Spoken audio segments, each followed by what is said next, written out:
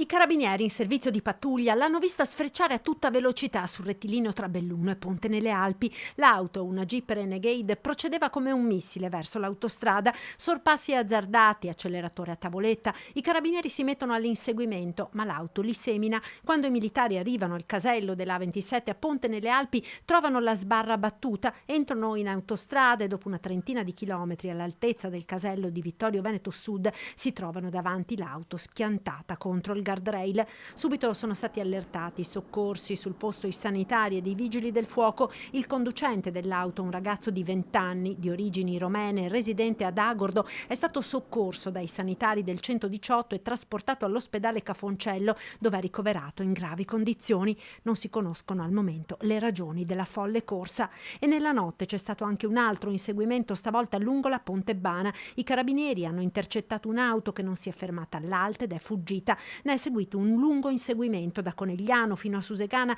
attraversando Mareno e Santa Lucia di Piave. Alla fine i militari sono riusciti a bloccare l'auto. Il conducente, un 24enne italiano, è risultato positivo all'alcol test e trovato in possesso di 2 grammi di hashish. Arrestato e processato per direttissima, è stato sottoposto ad obbligo di dimora negli orari notturni.